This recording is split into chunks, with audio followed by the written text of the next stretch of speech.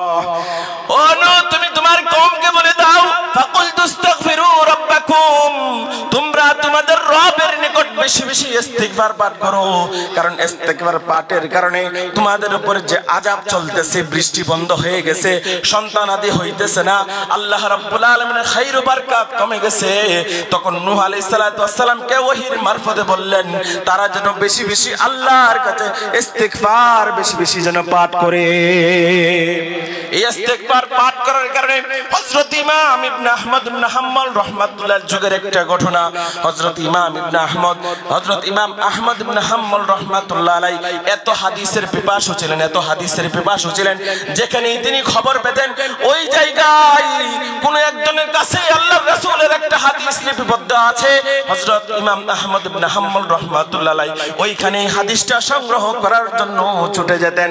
হযরত ইমাম আহমদ ইবনে হাম্বল রাহমাতুল্লাহ আলাইহি কোন একদিন গভীর শীতের রাত্রিতে, কনকনের রাত্রিতে হযরত আহমদ ইবনে হাম্বল রাহমাতুল্লাহ আলাইহি কোন এক যুবকের সন্ধান পেলেন যে ওই যুবকের কাছে কোন একটা হাদিস কি আছে, লিপিবদ্ধ আছে, কোন এক বুজুর্গের নিকট একটা হাদিস লিপিবদ্ধ আছে। ওই হাদিসটা তিনি কি হাদিসটা লিপিবদ্ধ আছে এটাকে অনুসন্ধানের জন্য হযরত আহমদ ইবনে হাম্বল রাহমাতুল্লাহ আলাইহি তিনি গভীর রাত্রিতে তিনি রওনা করে দিলেন। চলতে চলতে চলতে এক জায়গায় এত গভীর রাত্রি হয়ে যায়, ওই গভীর রাত্রির মধ্যে কনকনে শীতের মধ্যে আহমদ ইবনে হাম্বল রাহমাতুল্লাহ আলাইহি এক দূরে তিনি দেখতে পেলেন একজন যুবক চুলা জ্বালিয়ে সে রুটি বানাচ্ছে। হযরত আহমদ ইবনে হাম্বল রাহমাতুল্লাহ আলাইহি বললেন এত শীতের রাত্রিতে যদি একটু আগুনের তাপ নেই হয়তো বা শরীরটা একটু গরম হবে। আহমদ ইবনে হাম্বল রাহমাতুল্লাহ আলাইহি তিনি আগুনের তাপ নেওয়ার জন্য তিনি কি করলেন, ওই যুবকের নিকট চলে গেলেন। যুবকের নিকট চলে গিয়ে তিনি তার কাছে অনুমতি প্রার্থনা করলেন, আমি কি আপনার এই আগুন থেকে আমি তাপ গ্রহণ করতে পারি? এর মাধ্যমে কি সাব্যস্ত হয়, যিনি একজন ইমাম ছিলেন, যিনি একজন ফাকিহ ছিলেন, যে তার থেকে আগুনের তা নিবে, আগুনের একটা তাপ নিবে, তার কাছ থেকে অনুমতি প্রার্থনা করতেছে। অতএব কোন একটা যে কোনো জিনিসে আমার অপর বাইরের যে কোনো একটা জিনিস যদি আমি নিতে চাই, অনুমতি আমার সর্বপ্রথম আমার কি করতে হবে, আগে তার কাছ থেকে অনুমতি নিতে হবে। এই কথা থেকেই বোঝা যায় হযরত আহমদ ইবনে হাম্বল রাহমাতুল্লাহ আলাইহি যুবকের নিকট থেকে অনুমতি নিয়ে আগুনের তাপ নিতেছেন। ওই যুবক যখন সে রুটি যখন বানাইতেছে, রুটির খামিরা বানাইতেছে, আস্তাগফিরুল্লাহ রাব্বি মিন কুল্লি যামবি ওয়া আতুবু ইলাইহি পড়তেছে, আস্তাগফিরুল্লাহ রাব্বি মিন কুল্লি যামবি ওয়া আতুবু ইলাইহি, এরকম ভাবে পড়তেছে।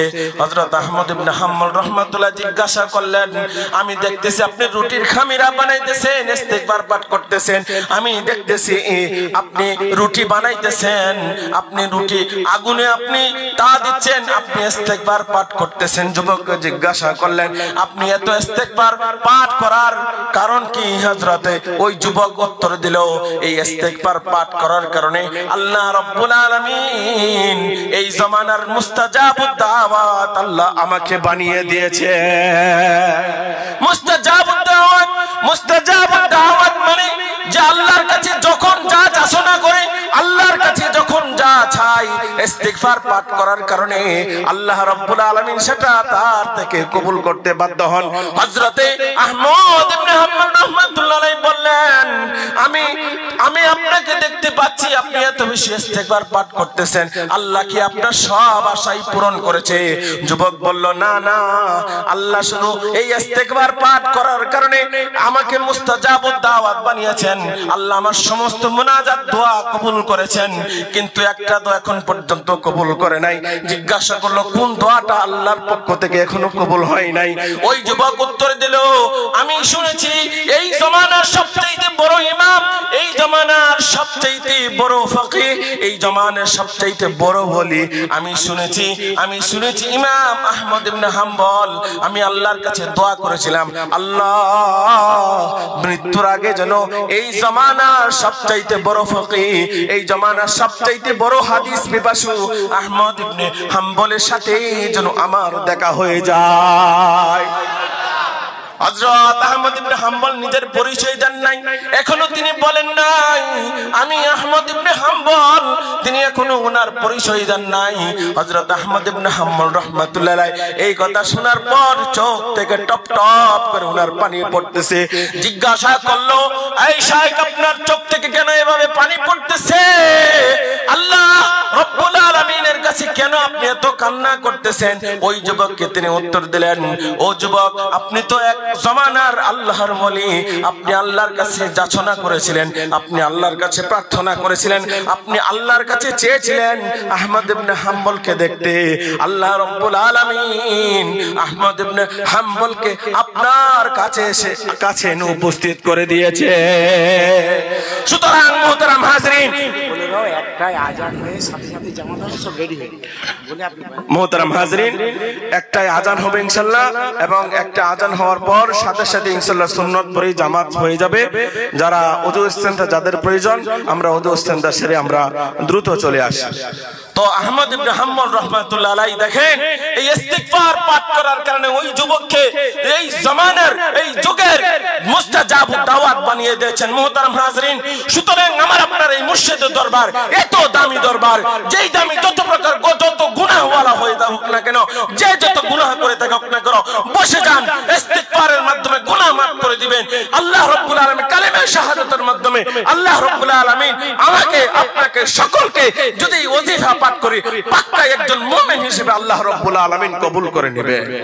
মুহতারাম হাজরিন, আল্লাহ রাব্বুল আলামিনের কাছে আমরা আশা রাখি যেন আল্লাহ রাব্বুল আলামিন আমাদেরকে এই ওয়াজিফা পাঠের মাধ্যমে আল্লাহ রাব্বুল আলামিন যেন আমাদেরকে কাল কিয়ামতের দুনিয়া এবং আখিরাতে আল্লাহ রাব্বুল আলামিন যেন সমস্ত বিপদ আপদ অমঙ্গল থেকে হেফাজত করে, যেন কাল কিয়ামতের দিন আজকের এই হুমরার মজলিসে হুমরাবাসী আজকে ধন্য, যেই মুর্শিদ পেয়েছেন। আজকে আমরা যারা এখানে উপস্থিত হয়েছি, আমাদেরও আপনার হুশ নসিব, আমাদেরও আজকে ধন্য যে মুর্শিদের পবিত্র জন্মভূমিতে উপস্থিত হয়ে পড়েছে। মুহতারাম হাজরিন, আল্লাহ রাব্বুল আলামিন আমাদেরকে নিয়মিত হাক্কানি আঞ্জুমান স্কিমের আলোকে মুর্শিদের পদাঙ্ক অনুসরণ করে মুর্শিদের নকশা কদমে চলার তৌফিক দান করুন। আমিন। ওয়া আখিরু দাওয়ানা আনিল হামদুলিল্লাহি রাব্বিল আলামিন। হাক্কানি দুরূদ শরীফ। আল্লাহুম্মা সাল্লি ওয়া সাল্লিম ওয়া বারিক আলা আবদিকা রাসূলিকা রহমাতাল লিল আলামিন শাফিল মুযিবিন সাইয়্যিদানা মাওলানা নবিয়্যিনা মুহাম্মাদ ওয়া আলা আলিহি ওয়া তাআলাদি ওয়া যুররিয়াতি ওয়া আজওয়াজি ওয়া আসহাবিহি কামা সাল্লাইতা ওয়া সাল্লামতা ওয়া বারাকতা ওয়া রাহমাতা আলা সাইয়্যিদিনা ইব্রাহিম ওয়া আলা আলি সাইয়্যিদিনা ইব্রাহিম ইন্নাকা হামিদুম মাজিদ।